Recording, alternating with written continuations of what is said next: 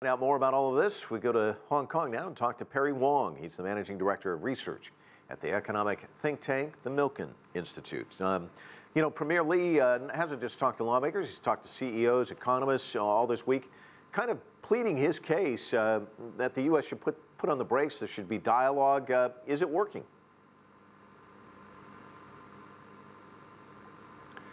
I think it has to work because after all, the same group of people, I think, have, if you look at some of the survey done in China, U.S. companies in China have been feeling the heat that they are not being treated, or their access to market is not as great as how the U.S. is allowing a Chinese company operating in U.S. So there's a lot to talk about, and I believe that's the only way to advance the goal of both nations. And so we have to be optimistic that through talking, a solution or solutions can be found in this trade disputes. There's a difference, though, between negotiation and bullying. You're going to do it my way, which we kind of see coming from the White House. And that kind of puts the Chinese government in an awkward position because you want to stand up for your own country. How about that sort of negotiating tactic? I don't want to call President Trump's venue as bullying, but I would say it's unconventional, because I think when one nation deal with the other, probably a proper addressing and wording should be careful, because you don't want to insult someone that you would like to work with down the line. So highly unconventional. Whether they would offend the Chinese leader or not, I think is secondary in my mind. There are a lot of issues that both nations need to talk about on trade, because there's a long-standing imbalance between the two nations. Some of the issues are U.S. domestic market or policy driven. Some of them actually is the Chinese government's preference in growing the economy the way that they see it. So there are differences on the dichotomy need to be narrowed. I think that's the goal. So a proper format and venue had to be framed to facilitate that kind of conversation. Talking about proper format venue, where does the WTO fit into all of this, the conflicts between China and the United States? Is that the proper venue? I don't think the WTO at this point can do a lot until there are some specific items and lists of complaints to be eloquently, if you will, listed so that can be filed in WTO.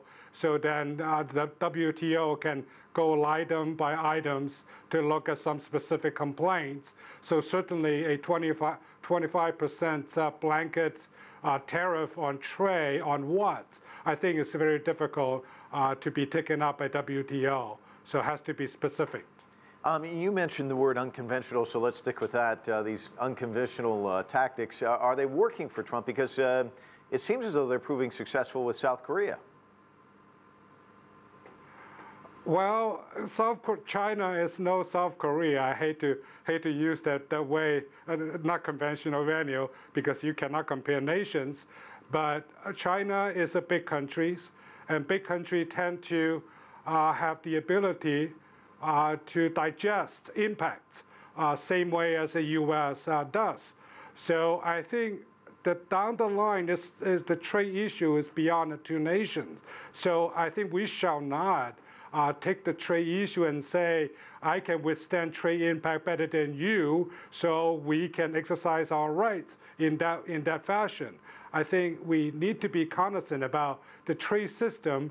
It has been built up in the last 30, 40, 50 years. So no one could afford a deterioration of trade format and systems. After all, the whole globe benefit from the current systems. They are not perfect, but I think we need to find solution within the framework. There's a lot of concern, though, I know you must know this, in the business community, because everything seems so interconnected now globally, that there could be tariffs, it could end up tit for tat.